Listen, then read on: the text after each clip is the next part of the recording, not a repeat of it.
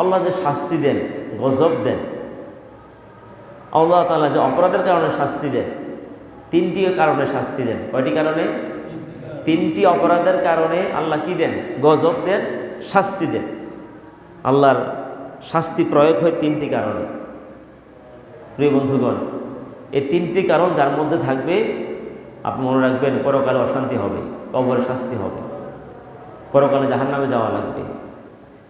এই তিনটি অপরাধ আমাদেরকে ছাড়তে হবে না। নাম্বার এক হচ্ছে যে অন্যায় কাজে বাধা না দেওয়া। কি বলছি?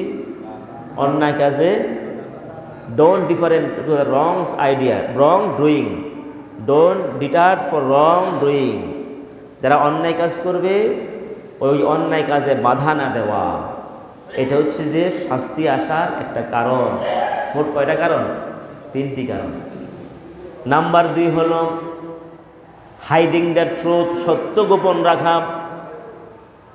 সত্য যারা গোপন রাখে, জানেন সে নিজে জানে ঘটনাটা কি ঘটছে, কিন্তু সত্যটা বলতে চায় না। জানে কোন মাসালা সত্য, কিন্তু বলতে চায় না। জানে কিভাবে আমলটা করলে সত্য হবে, কিন্তু ভয়ে বলতে চায় না। কোন কথাটা বললে জাতি উপকার হবে, জাতি জান্নাত পাবে, সেটা জানে, কিন্তু বলতে চায় না। এমন মানুষ সমাজে আছে নাকি নাই? আছে। আমাদের মতো অনেক ইমাম খতিব আছি আমরা, সত্যটা বললে, সত্যটা যদি বক্তব্য দেয়, সত্যটা প্রকাশ করে দিলে হয়তো ইমামতি থাকবে না, হয়তো সে তাকে দেওয়ার জুমার খুতবা দেবে না, এই জন্য সত্যটা বলে না। এমন ইমাম, এমন খতিব সমাজের দেশে আছে না? সভাপতি সাহেব রাগ করবে, মসজিদের কমিটি বৃন্দ রাগ করবে, অথবা যারা প্রভাবশালী মুসল্লি তারা রাগ করবে, মেজাজ গরম করে ফেলবে। ইমাম ভয়ে হক কথা বলে না। এমন ইমামও দুনিয়াতে আছে। প্রিয় বন্ধুগণ, সবচেয়ে ভয় করতে হবে কাকে? আল্লাহকে। বলেন না কাকে? আল্লাহ ছাড়া কাউকে ভয় করা যাবে না। একমাত্র ভয় করতে হবে কাকে? আল্লাহকে ভয় করতে হবে। যার অন্তরে আল্লাহর ভয় আছে সে ইমানদার, আর যার অন্তরে আল্লাহর ভয় নাই সে ইমানদার হতে পারবে না, মুশরিক হয়ে যাবে। আমি যদি কোনো ব্যক্তির ভয়ে হক কথাটা না বলি, আমি যদি কোনো ব্যক্তির আতঙ্কে হক কথা না বলি, বোঝা গেল আল্লাহকে আমি ভয় করলাম না, ব্যক্তি বিশেষকে ভয় করলাম। ওই ইমাম, ওই খতিব মুশরিক। আর মুশরিকের পিছনে নামাজ পড়লে নামাজ জায়েজ হবে না। মুশরিকের পিছনে নামাজ পড়লে নামাজ কি হবে না? কবুল হবে না। এই জন্য ইমাম যিনি খতিব হবে, উনি সত্য কথা, ন্যায় কথা বলতে হবে।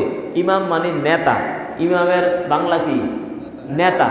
এখন নেতা তো ইমাম না, নেতা হইল মুতাওয়াল্লি, নেতা হইল, আমরা বিভিন্ন জায়গায় দেখি, আপনাদের এই মসজিদের কথা বলতেছি না, আলহামদুলিল্লাহ আমি এটা সত্য কথা বলি, আমাকে কেউ আপনারাতে বাধা দিবেন সেটা এমন না, আলহামদুলিল্লাহ বলেন না। আমি ন্যায় কথা বললে এই অত্র মসজিদের সভাপতি সাহেব বা সেক্রেটারি সাহেব অথবা কমিটির বৃন্দ, হুজুর এই ন্যায় কথা বলা যাবে না, হক কথা বলা যাবে না, এমনটি আমাকে বলে নাই, আলহামদুলিল্লাহ বলেন না। বরং হুজুর সত্য কথাগুলো বলবেন, যেগুলো আমাদের হেদায়েত হবে, ন্যায় কথাগুলো বলবেন, যেগুলো আমাদের মধ্যে ভুল ভ্রান্তি আছে, যে বিষয় আমাদের অবগত না সেই কথাগুলো বলবেন। যদিও কথাগুলো আমাদের বিরুদ্ধেও হয়, কিন্তু কথাটা সত্য। যে অন্যায় আমরা করি, এখন সত্য কথা বলে বিরুদ্ধে হবে না? বিরুদ্ধে হলে তো বোধহয় বলে যান, সুবহানাল্লাহ বলবেন না? এটাই তো মুমিনের কাজ। মুমিনের কাজ তো এটাই হবে যে হুজুর আমার মধ্যে ভুলভ্রান্তি থাকতে পারে, আমার মধ্যে ত্রুটি আছে, কিন্তু ন্যায় কথা বললে হয়তো সত্যটা শুনতে শুনতে একদিন আমিও পরিবর্তন হয়ে যাব ইনশাআল্লাহ বলেন। আমরা দেখেছি বাংলাদেশে তথা দুনিয়ার দিকে তাকাইলে দেখবেন বহু ইমাম খতিব আছে, হক কথাটা প্রকাশ করে না। এমনকি কাবাঘর পর্যন্ত, কাবাঘরে একজন ইমাম হক কথা বলেছে, সিনেমা হলের বিরুদ্ধে, নর্তকীর বিরুদ্ধে, মাদকের বিরুদ্ধে কথা বলেছে কাবাঘরে।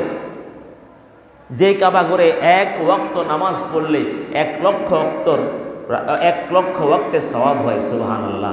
শ্রেষ্ঠ, পৃথিবীর শ্রেষ্ঠ জায়গা কাবা, এর সাথে শ্রেষ্ঠ জায়গা পৃথিবীতে হতে সেই কাবার মসজিদে পর্যন্ত যখন একজন ইমাম, একজন খতিব হক কথা বলছে, ওরে গুম করে ফেলেছে, গ্রেপ্তার করে ফেলেছে, আজও সে বক্তব্য দিতে পারে না। এখন প্রশ্ন হলো, যারা হক কথা না বলে কেন বলে? যে হক কথা বললে তো আমার চাকরি চলে যাবে, হয়তো পরবর্তী খুতবা দিতে পারবো না। তো এখন আল্লাহর বিধান দ্বারা কি বোঝা যাচ্ছে? যে হক কথা না বলবে, সত্য কথা না তুলে ধরবে, সে কারে ভয় করছে? কোনো ব্যক্তি বিশেষকে ভয় করলো। আর ব্যক্তি বিশেষকে ভয় করলে আল্লাহর ভয় না করে সে কি মুসলিম না মুশরিক? সকলে জবাব দেন, মুসলিম না মুশরিক? ওই দিকে লক্ষ্য করলে আমরা গবেষণা করে দেখলাম অধিকাংশ ইমাম খতিব হক কথা বলে না, ভয়ে চাকরি চলে যাবে, খেতাবত চলে, খতিবের দায়িত্ব চলে যাবে, এই জন্য হক কথা বলে না। আর হক কথা না বলার কারণে বাস্তবে সে মুশরিক হয়ে গেল। আর মুশরিকের পিছনে নামাজ পড়া কি নাই? জায়েজ নেই। অন্তত নামাজটা কবুল হওয়ার জন্য মুসল্লিদের কর্তব্য, মসজিদ কমিটির সদস্যদের কর্তব্য, হুজুর কার বিরুদ্ধে হয়েছে, কার পক্ষে সেটা দেখার বিষয় না। আপনাকে আপনার দৃষ্টিকোণ থেকে কোরআন সুন্নাহর আলোকে যেটা হক কথা আপনি সেটা বলে যাবেন। আমরা চাই আমরা নামাজ কবুল হতে হবে। জোরে কোন সুবহানাল্লাহ। এটা বাস্তব কিনা? এটা তো সঠিক কাজ। আল্লাহ বুঝার তৌফিক দান করুক, আমিন বলি। কথা বুঝছেন? এক জায়গায় ইমাম সাহেব সুদের বিরুদ্ধে ওয়াজ করে না, কারণ মসজিদের মতো আল্লিশে উনি সুদের একটা দোকান দিছে, ওই যে মাল্টিপারপাসের মতো আরই এরকম টাকা মানুষকে ঋণ দেয়, সুদে টাকা দেয়। এখন ইমাম সাহেব যতই ওয়াজ করুক সুদের বিরুদ্ধে কী করে না? ওয়াজ করে না। নাউজুবিল্লাহ বলতেন না? আরেক ইমাম দেখলাম তিনি নিজেই বলতেছে, হুজুর দোতলাতে একটা ঘর আছে, মসজিদে দোতলাতে কি আছে? একটা ঘর আছে। আমি ঘরটা কিসের?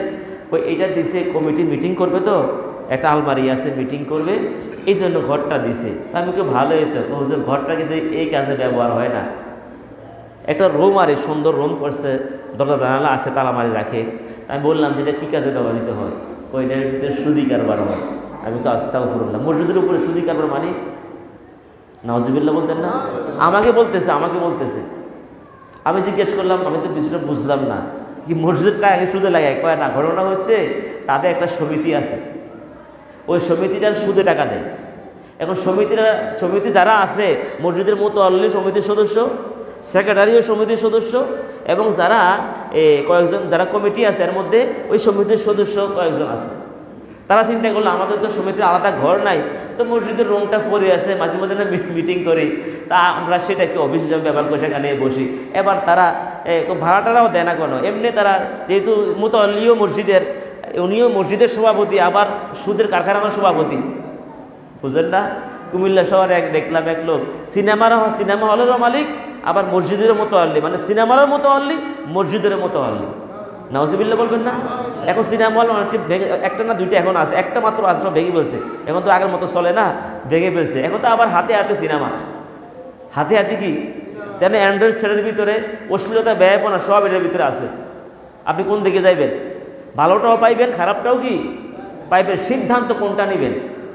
আমরা ভালোটা গ্রহণ করব, খারাপটা গ্রহণ করব না, তাহলে ইমানদার হতে পারবেন। আল্লাহ কবুল করে, আমিন বলুন। একই মসজিদের একই ব্যক্তি, মসজিদেরও ইমাম, মানে মসজিদেরও মুতাল্লি সভাপতি, আবার সিনেমার হল চেয়ারম্যান, উনি সেখানে সভাপতি। নাউজুবিল্লাহ বলবেন না? ওই যে এক আল্লামা ডক্টর ইকবাল বলেছেন, মসজিদ মে যাকে নামাজ পড়ো, मस्जिद में जाके नमाज पढ़ो, होटल में जाके शराब पियो, ताकि रहमान राजी रहो, शैतान भी नाराज ना हो। মসজিদে গিয়ে নামাজ পড়ো, আর হোটেলে গিয়ে শরাব পান করো, ব্যভিচার করো, আনন্দ ফুর্তি করো অবৈধভাবে। মসজিদে গিয়ে নামাজ পড়ো, যাইতে তাকে শয়তান भी আল্লাহ के রাজি রাহো, শয়তান भी নারাজ না হো। মসজিদে গিয়ে আল্লাহর খুশি করতে চায়, আবার হোটেলে গিয়ে শরাব পান করে ব্যভিচার করে শয়তানও যেন নারাজ না হয়। নাউজুবিল্লাহ বলেন না? আজকে এই কোয়ালিটির মুসলিম বেশি, ঠিক কি না?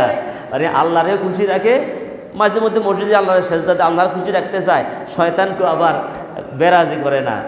নাউজুবিল্লাহ বলেন। সুতরাং এমন কাজ করে ইমানদার হওয়া যায় না। ইমানদার হতে হলে ইসলামের মৌলিক কাজ একটাকেও ছাড়া যাবে না। ইসলামের মৌলিক কাজ একটাকেও ছাড়া যাবে না। কতগুলো মৌলিক কাজ আছে।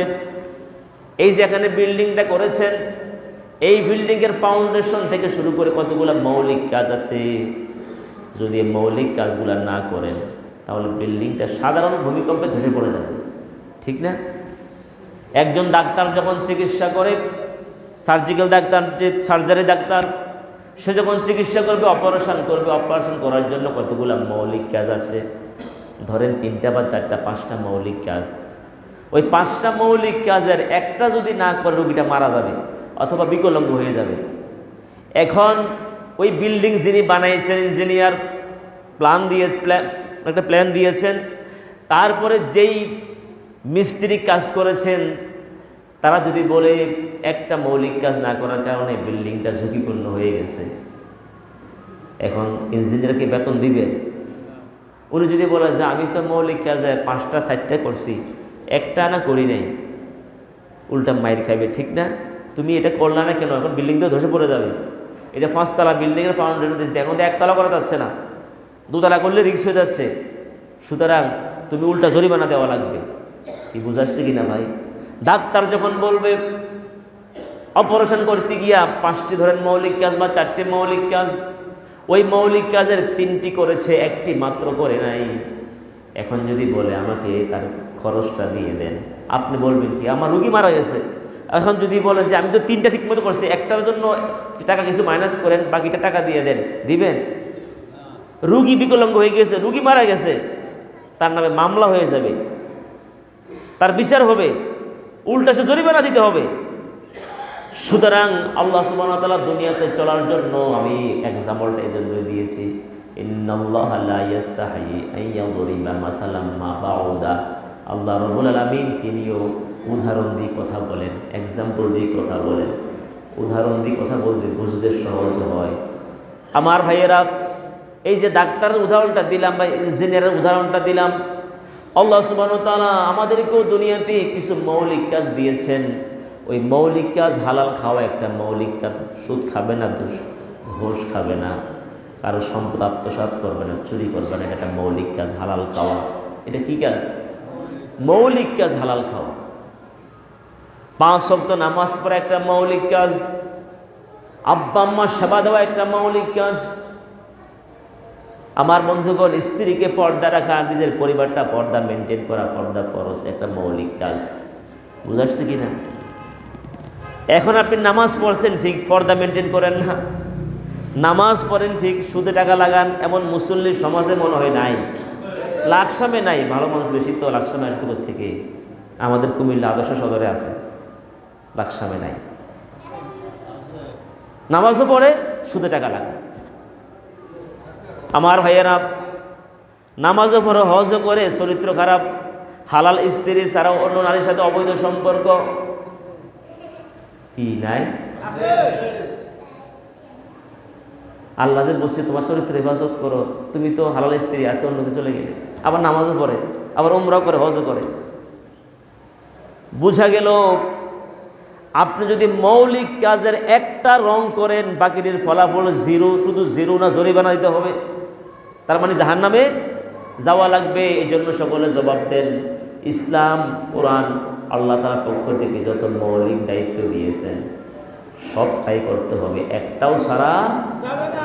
সত্যের পক্ষে মতামত দেওয়া, ওয়ালা তাকতুমুশ শাহাদা, সাক্ষী গোপন রাখা। আপনি জানেন এই লোকটা ভালো, তার পক্ষে আপনি মতামত দিলেন না। ওই লোকটা দুর্নীতিবাজ, সে অন্যায় কাজ করে, সে দুর্নীতি করবে, আপনি জানেন সে ক্ষমতায় বসে দুর্নীতি করবে, তাকে আপনি রায়টা দিয়ে দিলেন। আল্লাহ বলছেন সত্যের পক্ষে রায় দেওয়ার জন্য। এইটাও একটা মৌলিক কাজ। এমনি বেচারা নামাজ পড়ে সমর্থন করে চোরকে, ডাকাতকে, সমর্থন করে দুর্নীতিবাজকে। বোঝা গেল আল্লাহ বলছেন তোমাকে সমর্থন করতে হবে ভালো মানুষকে, ঠিক কিনা?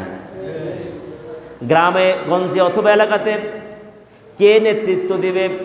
আপনি দেখছেন এই লোকটা সৎ, নামাজি, অবৈধ খায় না, দুর্নীতি করে না, কারো হক নষ্ট করে না, বিচার করতে গেলে ন্যায় বিচার করে, বিচার করতে গেলে সে ঘুষ খাইয়া বিচার করে না। আরেকটা লোক দুর্নীতি করে, বিচার করতে গিয়ে ঘুষ খায়, তারপরে সে মানুষকে টাকা দিয়ে হাতে নিয়ে নেয়, শক্তি প্রয়োগ করে, জুলুম করে।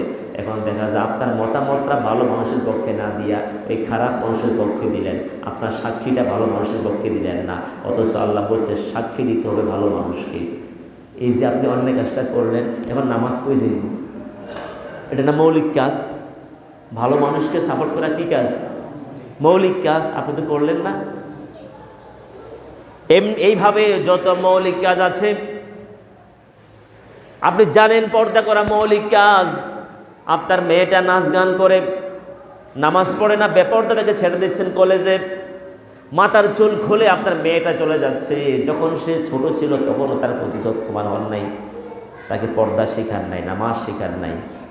এবার সে এসএসসিতে উঠেছে, এখনও সে মাথা খুলে চুল খুলে রাস্তাঘাটে হাঁটে, বাজারে চলে যায়, কলেজে চলে যায়। ইন্টার এসএসসি পাস করলো, তখন সে বোরকাও পরে না। আপনি বাবা হিসাবে দায়িত্ব আছে নাকি নাই? আপনি তো দায়িত্ব পালন করেন না, বরং বাবা হয়ে মেয়েকে শার্ট প্যান্ট কিনে দেয়, এমন বাবা আছে নাকি নাই? ও তো গ্রামগঞ্জে পাবেন না, শহরে বন্ধুরা আমরা দেখি। হাজী সাহেব আগ কাতারে নামাজে পড়ে। এক কাহিনী শোনেন, এক বিয়ে পড়াইতে গেছি আমি, আমাকে নিচে বিয়ে পড়ার জন্য। আমি বললাম, জেনে নিয়ে গেছে। আমি বললাম, আপনার আব্বা কোথায়? ওনার বাবা হইল সম্পদশালী, ইন্ডাস্ট্রির মালিক, সব কিছুর মালিক ওনার বাবাই। তো সন্তান তো বাবার অ্যাবসেন্সে কাজ করে, কিন্তু মালিক কে? ওনার বাবা। তো নাতনির বিয়ে সাথে পড়া শেষ। তা আমরা যখন বিয়ে পড়াইছি তখন পর্দা দিয়ে, যেভাবে পড়াইলে পড়ে আমাদের ইজ্জত আব্রু রক্ষা হবে, পর্দা রক্ষা হবে, এভাবে আমরা বিয়ে পড়াইছি। তো বিয়ের সাথে পড়ানোর পরে দোয়া করছি, বললাম যে ভাই আপনার আব্বা কোথায়? তো উনি আসে, আব্বা আসবে। অনেকক্ষণ পরে উনি আসছে, ভদ্রলোক। আসার পরে জিজ্ঞেস করলাম, আপনি থাকলে না বরকত হইত? উনি বলতেছে, হুজুর আমি তো আসলে ইসলামের লাইনে থাকি, তাবলিগি জামাত করি, তো মসজিদ থাকা আমার অভ্যাস আছে। এখন রাত্রে গায়ে হলুদ হয়েছে, নাচ গান হয়েছে, মুরব্বী মানুষ তো সব কথা বলছে, আসলে আমি পছন্দ করি না, এই জন্য আমি আজকের রাতটা মসজিদে কাটাই দিছি। নাউজুবিল্লাহ কইলেন না? তো মসজিদে কাটাইছে, নাউজুবিল্লাহ কেন বললেন? ওই মুরব্বীর দরকার ছিল, উনি থাকলে এই গায়ে হলুদের নামে নাচ গানগুলো হতো না। উনি করছে কি, নিজে বাঁচার জন্য সব ফেলে চলে গেছে কোথায়? মসজিদে। এবার বিয়ে শাদী শেষ, সব শেষ, এবং রাতে নাচ গান সব শেষ। এবার তাই নিয়ে আইছি। আমি বললাম যে দরকার ছিল যে আপনার থেকে ওই নাচ গানে বাধা দেওয়া, আপনি তা করলেন না। প্রিয় ভাইয়েরা, এই জন্য 3টি কারণে আযাব আসবে। কয়টি কারণে? প্রথম যেটা বললাম, অন্যায় কাজে বাধা না দেওয়া। প্রথমটা কি বলছি? অন্যায় কাজে বাধা না দেওয়া। অন্যায় কাজে বাধা না দিয়ে আযাব আসবে। কানু লা ইয়াতানাহাউনা আন মুনকারি ফাআলু লাবিসা কানু ইয়াফআলুন। তারা পরস্পরকে অন্যায় কাজে বাধা দিত না। কানু লা ইয়াতানাহাউনা আন মুনকারি ফাআলু, তারা এটা করে যেত, বাধা দিত না। লাবিসা কানু ইয়াফআলুন, আল্লাহ তাআলা বলছে এটা তো নিন্দনীয় কাজ। অন্যায় কাজ সামনে হচ্ছে, বাধা দিচ্ছে না, এটা নিন্দনীয় কাজ। এই জন্য সে কই যাবে? জাহান্নামে যাবে। আল্লাহর হাবিব সাল্লাল্লাহু আলাইহি ওয়াসাল্লাম বলেছেন, মান রাআ মিনকুম মুনকারান ফালিয়ুগাইয়িরহু বিয়াদিহি। যখন অন্যায় কাজ দেখবে, ফালিয়ুগাইয়িরহু বিয়াদিহি, হাত দিয়ে বাধা দাও। কি দিয়ে বাধা দাও? হাত দিয়ে বাধা দাও, মানে জোর প্রয়োগ করে অন্যায় কাজটাকে উৎখাত করে দাও। ফাইন লাম ইস্তাতি' ফাবিলিসানিহি, হাত দিয়ে বাধা দেওয়ার মতো শক্তি নেই, তাহলে প্রতিবাদ করো, বক্তব্য দাও, কথা বলো, সমাজের মানুষের কাছে জিনিসটা জানিয়ে দাও এটা অন্যায় কাজ। তাহলে সমাজের মানুষ সংঘবদ্ধ হবে, বাধা দেওয়ার একটা শক্তি অর্জন হবে। আর যদি তাও না পারো, ভাবি কলবিহি, কলবি মানে কি? অন্তরে ঘৃণা করা, আমরা এটাই জানি। আসলে কলবি মানে পরিকল্পনা নেওয়া। কি নেওয়া?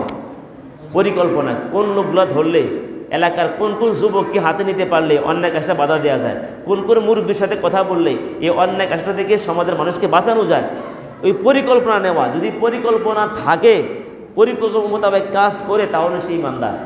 আর যদি পরিকল্পনা মোতাবেক কাজ না করে, তখন সেই ইমানদার হতে পারবে না। এটা আদওয়াফুল ঈমান, দুর্বল ঈমান। যদি পরিকল্পনা থাকে, ঈমান দুর্বল। সবল হতে হলে অন্যায় কাজ থেকে সমাজকে বাঁচাতে হবে, অন্যায় কাজে বাধা দেওয়া লাগবে। এখানে সুদের আড্ডা, জুয়ার আড্ডা, এটাকে উৎখাত করতে হবে, তাহলে আপনি খাঁটি মুমিন। আর যদি উৎখাত করতে না পারেন, পরিকল্পনা আছে, চেষ্টায় আছে, চেষ্টায় থাকলে ঈমান আছে মিটি মিটি, ইমান মিট করবে, দুর্বল ইমান। চেষ্টায় থাকলে দুর্বল ইমান, চেষ্টাও নাই, কি নাই, কথা কর না, কি নাই, ইমান নাই, ইমান নাই। আপনি ঘৃণা করে ঘুমিয়ে থাকলেন না, আপনি যে ঘৃণা ধরেন এখানে একটা ইঁদুর পরে, উপর থেকে ইঁদুর পরে পচে রয়েছে, মসজিদ দুর্গন্ধ হবে না? তো সবাই দেখে, মনে করেন রাস্তার পাশে একটা ইঁদুর পরে, অথবা একটা বিড়াল, একটা কুকুর পরে পচে রয়েছে, সবাই ঘৃণা করে নাকে হাত দিয়ে চলে যায়। আর একজন করছে কি, ঘৃণা তো করে, এই জন্য সে কোদাল একটা এনে এটা মাটি করে অথবা মাটি এনে চাপা দিয়ে রাখছে যাতে দুর্গন্ধ না ছড়ায়। কাঠটা সঠিক হয়েছে, যে গর্ত করে চাপা দিয়ে রাখছে সেই মূলত প্রকৃত ঘৃণাকারী। আর আগে যারা নাকে ধরে চলে গেছে একটাও ঘৃণা করে না, কি করতেন, সমাধান করতেন। যারা সমাধানের চেষ্টায় থাকে, সমাধানের চেষ্টা, যে কোনো অপরাধ, যে কোনো অন্যায়, সমাজের মধ্যে যে কোনো অপরাধ, একজন ফ্যামিলি আরেক ফ্যামিলি জুলুম করতেছে, একজন ফ্যামিলি আরেক ফ্যামিলি কি করতেছে, জুলুম করতেছে, বাড়ির সবার উপরে দায়িত্ব আছে না? আপনি চিন্তা করলেন এরা ঝগড়া ভাই ভাই, আমরা না করার দরকার নাই, না দরকার আছে। আমরা মুসলিম, ইন্নী জাইলুন ফিল আরদি খলিফা, আমরা আল্লাহর প্রতিনিধি। আমরা কি বলেন না, কার প্রতিনিধি? আমরা খলিফা। খলিফা মানে কার প্রতিনিধি? আল্লাহর প্রতিনিধি। আল্লাহ আমাদের খলিফা বানিয়ে দিয়েছেন। কথা বুঝাচ্ছে কি না? এক দরবারে আলহামদুলিল্লাহ একজন ভালো মুরব্বী, ভালো আলেম, পীর সাহেব, অনেক ভদ্র মানুষ এবং কোরআন সুন্নাহ আলোচনা পছন্দ করে। তা আমারে খুব লাইক করে, বলছে হুজুর আমাকে বললো একদিন, কয়ে আমি তো অনেকটা খেলাফত দিছি, তো আজকে থেকে তোমারও খেলাফত দিয়ে দিলাম। মাইকি বলে দিয়েছে, মানে আমিও ওনার কি খলিফা। বিভিন্ন দরবারে খলিফা আছে না, খলিফা। আমি চিন্তা করলাম হুজুর আমরা খেলাফত দিয়েছি, এরকম খেলাফতের জন্য তো অনেকে খুব পাগল পাড়া থাকে, খেলাফতটা পাইলে তো তার সুযোগ, মানে একটা ভালো ভালো একটা ইনকামেরও তো সুযোগ হয়, অমুক দরবারের খলিফা, বক্তবিন্দু বাড়বে। আমি চিন্তা করলাম আল্লাহ তো আমার খলিফা বানাইছে, আমার খেলাফত দায়িত্ব বতন কে দিছে? ইন্নী জাইলুন ফিল আরদি খলিফা, আল্লাহ কয় তোরা আমি খলিফা বানাইছি। আমরা আল্লাহর প্রতিনিধি, আমরা আল্লাহ তাআলার পক্ষ থেকে প্রতিনিধি। এখন উনিও ওই মোহতারাম পীর সাহেব হুজুর, উনি আমার খলিফা বানাইছেন, তো আমি খেলাফত কাটটা নেব, বলেন দেখি, কাটটা নেব? আমি চিন্তা করলাম হুজুরের সম্বন্ধে আলহামদুলিল্লাহ এখনও ওনাদের সাথে সম্পর্ক আছে। আমরা যখন যাই ওনাদের মাহফিল আমাদেরকে দাওয়াত করে, আমরা কোরআন সুন্নাহ আল্লাহকে হক কথা বলতে পারি। আবার অনেক দরবার আছে হক কথা বলার সুযোগও নাই, ওই তাদের দরবারে গুণ কীর্তন করতে পারলে তখন আপনার এখানে আলোচনার সুযোগ দিবে। আর কোরআন সুন্নাহ আল্লাহকে হক কথা বলবেন, সেখানে আপনার বক্তব্য সুযোগও দেবে না। অন্তত এই যে হুজুর আমাকে খেলাফত দিছে, অন্তত এতটুকু তো পারি যে সেখানে দরবারে গেলে, ওনাদের মাহফিলে গেলে আমরা হক কথা বলতে পারি, কোনো বাধা দেয় না। আলহামদুলিল্লাহ বলেন না? এই দৃষ্টিকোণ থেকে আমরা পছন্দ করি। তা আমি চিন্তা করলাম হুজুরে খেলাফত দিয়েছে, আলহামদুলিল্লাহ, হুজুর দিছে, খুশি হয়েছে দিয়া, আমিও খুশি হয়েছি আলহামদুলিল্লাহ। কিন্তু মূলত আমি হুজুরের খেলাফতের দায়িত্ব পালন করার আগে দায়িত্ব পালন করতে হবে কার দায়িত্ব? আল্লাহর দায়িত্ব। আর আমরা সেটাই গ্রহণ করেছি আল্লাহর কাছ থেকে, আল্লাহ সেটা আমাদেরকে দিয়েছেন। সুতরাং এই খলিফা শুধু কি ইমাম সাহেব নাকি সকলে? কথা কন না, খলিফাকে শুধু ইমাম সাহেব নাকি সকলে? আমি যেরকম আল্লাহর খলিফা, আপনারাও কি খলিফা? পর্যন্ত প্রতিনিধি। তো প্রতিনিধি কিসের প্রতিনিধি? আল্লাহ যে বিধিবিধান দিয়েছেন সেই বিধানগুলো সমাজে দেশে বাস্তবায়ন করার প্রতিনিধি। আচ্ছা বলেন দেখি, এখন কি নবী রাসূল বিধিবিধান আসবে? কথা বলেন না, আসবে? নবী সাল্লাল্লাহু আলাইহি ওয়াসাল্লাম খাতামুন নবিয়্যিন, সকল নবীদের মোহর মেরে দিয়েছেন। অর্থাৎ আল্লাহ হাবিব সাল্লাল্লাহু আলাইহি ওয়াসাল্লাম দুনিয়াতে আসার মাধ্যমে নবীদের আশা পথ একবার কি গেছে, বন্ধ হয়ে গেছে। অর্থাৎ মুহাম্মদ সাল্লাল্লাহু আলাইহি ওয়াসাল্লাম নবুয়ত চলবে কিয়ামত পর্যন্ত। জোরে বলেন সুবহানাল্লাহ। এখন যদি কেউ নবী দাবি করে ভণ্ড, আল্লাহর হাবিব সাল্লাল্লাহু আলাইহি ওয়াসাল্লামের ঘোষণা অনুযায়ী ভণ্ড নবী পৃথিবীতে আসবে। 30 জনের বিষয়ে হাদিসে ইঙ্গিত আছে। আমার ভাইয়েরা, এই অঞ্চলেও একজন নবী দাবিদার আছে, গোলাম মোহাম্মদ কাদিয়ানী। তার বাড়ি হইল পাকিস্তান। বাড়ি কোথায়? আগে তো একটা দেশ ছিল, ভারতবর্ষে একটা দেশের ছিল। তখন সে এই দেশের মধ্যে নবী দাবি করলো, তখন তাকে প্রমোট করেছে খ্রিস্টানরা এবং ইংরেজরা সমর্থন করেছে। কথা বোঝাচ্ছে কি না? ইংরেজরা সমর্থন করেছে গোলাম মোহাম্মদ কাদিয়ানীকে। আর এই কাদিয়ানী এখনও আছে। আমরা দাবি জানাচ্ছি গোলাম মোহাম্মদ কাদিয়ানি কাফের রাষ্ট্রীয়ভাবে ঘোষণা করতে হবে, ঠিক কি না? এবং কাদিয়ানিদের মসজিদ আছে, ঢাকা বকশীবাজারে কাদিয়ানিদের কি আছে, যারা আমাদের নবী ছাড়া আরেকজনকে নবী মানে, এবং এরা ইদানিং বলে যে আমরা মুহাম্মদ সাল্লাল্লাহু আলাইহি ওয়াসাল্লামকে মানি, তার মানে শেষ নবী হিসাবে মানে না। কি হিসাবে মানে না? শেষ নবী হিসাবে মানে না। তারা গোলাম মোহাম্মদ কাদিয়ানিকে নবী মানে। গোলাম মোহাম্মদ কাদিয়ানি নবী কি নবী নাই এই প্রমাণ চাওয়ার দরকার নেই। ওই যে আতাউল্লাহ নামে একজন আলেম, আতাউল্লাহ, তিনি একবার গোলাম মোহাম্মদ কাদিয়ানির সাথে বাহাস হয়েছে। তো আতাউল্লাহ সাহেব বলতেছে, তুমি নবী কি নবী না এটা আমরা ভালো করে জানি, কোনো দলিল লাগবে না, বিনা দলিলে তুই কাফের, তুই নবী না। আল্লাহু আকবার কর। তবে তুই এই শক্তিটা, তুই যে নবী দাবি করতেছ শক্তিটা কই পেলি? সে বলতেছে ইসমু আহমদ, আমার পরে একজন নবী আসবে, এটা মূলত ঈসা আলাইহিস সালামকে বলছে মুহাম্মদ সাল্লাল্লাহু আলাইহি সাল্লামের বিষয়। তো সে বলতেছে ওই যে আমার আহমদ কথা আছে, ও তোমার নাম দিল গোলাম মোহাম্মদ, গোলাম আহমদ কাদিয়ানি, তুমি তো আল্লাহর গোলাম, তুমি তো গোলাম মানে মোহাম্মদের গোলাম, তুমি, তোমার নাম তো গোলাম। তো সে বলতেছে গোলামটা বাদ দিয়ে দিলাম, তাইলে তো আহমদ হয়ে যায়। কথা বুঝেন তো? এবার আতাউল্লাহ বুখারী বলতেছে, ঠিক আছে, তোমার দলিল অনুযায়ী তোমার নাম হয়েছে গোলাম মোহাম্মদ, তুমি মোহাম্মদের গোলামে না, তুমি নবী কেমনে হইলা? কয়ে গোলাম বাদ দিয়ে দিলাম, তাহলে তো আমি মোহাম্মদ আহমদ হয়ে গেলাম। তাহলে ঠিক আছে, তোমার দলিল অনুযায়ী যদি নামের প্রথম অংশ বাদ দেওয়া যায়, তাহলে আমার নামের প্রথম অংশ বাদ দিয়ে আমার নাম আতাউল্লাহ, আতা আল্লাহ, মানে আতা আল্লাহ একসাথে কি বলে আতাউল্লাহ, তা আতা বাদ দিয়ে দিলাম, আর থাই কি আল্লাহ থাকে না? কি থাকে? আল্লাহ থাকে। তা আমি তো মানে তার দলিল যুক্তি, যেটা যুক্তি, প্রথমে তিনি বলছে তুই যে নবী না, কোনো দলিল লাগবে না, বিনা দলিলে তুই কাফের। এরপরে জিজ্ঞেস করছে তুই এই শক্তিটা ফাইলে তুই যে নবী বলতেছ। যখন সে যুক্তি দিছে আতাউল্লাহ বুখারী, তিনি বলতেছেন আমার নাম আতাউল্লাহ, এখন আমি আতা শব্দ বাদ দিয়ে দিছি, এখন কি থাকি এখন? তো আল্লাহ যদি থাকি তোর দলিল অনুযায়ী, তাহলে তো আমি আল্লাহ, তাইলে আমি তোর মতন নাফরমানকে আমি নবুয়ত দিতে রাজি না, দেই নাই। আল্লাহু আকবার বলেন। এটা একটা যুক্তি, আরে উনি ধর আল্লাহ দাবি করে নাই, এটা একটা যুক্তি দিয়েছেন, ওই যে যেরকম বেয়াদবকে যেভাবে যুক্তি দেওয়া যায়। প্রিয় বন্ধুগণ, প্রিয় ভাইয়েরা, এই জন্য যারা আমার দেশের বহু কাদিয়ানি আছে, এরা আবার সুন্দর ব্যবহার করে আপনাদের ভালো আচরণ করবে, এদের টেকনিক আছে কতগুলো। কথা বুঝে আসছে? কাদিয়ানি এবং খ্রিস্টান মিশনারি এদেশে বহু মুসলমানকে অমুসলিম বানিয়ে ফেলে। প্রিয় বন্ধুগণ, এই জন্য যেখানে অন্যায় সেখানে আমরা কি দিব? বাধা দিব। কেউ যদি কাদিয়ানি প্রচার করতে চায়, বাধা দেওয়া লাগবে। কাদিয়ানের পক্ষে যে যাবে, বাধা দেওয়া লাগবে, এটা ইমানি দায়িত্ব। এবং সমাজের দেশে যেই কোনো অন্যায় কাজ করবে, যদি আমি তার প্রতিবাদ না করি, বাধা না দিই, পরিকল্পনার মধ্যে না থাকি, ইমানদার হতে পারবো না। প্রিয় বন্ধুগণ, এই জন্য একজন খতিব, ইমাম, তিনি হক কথা বলতে হবে। যে কথা আমি শুরুতে বলেছি, ইমাম যিনি, খতিব যিনি, তিনি হক কথা বলতে হবে। হক কথা কেন বলতে হবে? যে হক কথা না বলে সে মূলত আল্লাহকে ভয় না করে ব্যক্তি বিশেষকে ভয় করে, মসজিদের মোতাল্লি সাহেবের ভয়ে, তার মসজিদের কোনো কমিটির ভয়ে সে হক কথা বললো না, তাহলে বোঝা গেল উনি আল্লাহকে ভয় নাই করে এলাকার কোনো গণ্যমান্য ব্যক্তিকে ভয় করলো, এলাকার কোনো প্রভাবশালীকে ভয় করলো, আল্লাহকে ভয় করে নাই। তখন কি ওই খতিব, ওই ইমাম, সে কি ইমানদার না মুশরিক? কথা কর না, ইমানদার না মুশরিক? এই জন্য বাংলাদেশে বহু ইমাম আছে মুশরিক হয়ে রয়েছে, কারণ মোতাওয়াল্লির ভয়ে হক কথা বলে না। ওই ইমাম সাহেবকে আমি বলছিলাম, যে কথা একটু আগে বললাম, যে মসজিদের ছাদের উপরে কি ঘরটা বানিয়েছে কেন? মসজিদের কাজে, মসজিদের মিটিং করার জন্য। এখন মসজিদের মোতাওয়াল্লি যিনি, মসজিদের সভাপতি যিনি, তিনি আবার ওই এলাকার সমিতির চেয়ারম্যান। এখন তাদের অফিসটা আবার নিয়ে আসছে মসজিদের ছাদের উপরে, এবার সুদে টাকা দেয়। আমাকে বললো যে হুজুর কি বলবো, সুদে টাকা লাগায়, এখানে সুদের লেনদেন হয়, আর মসজিদের ছাদের উপরে, নাউজুবিল্লাহ বলেন না।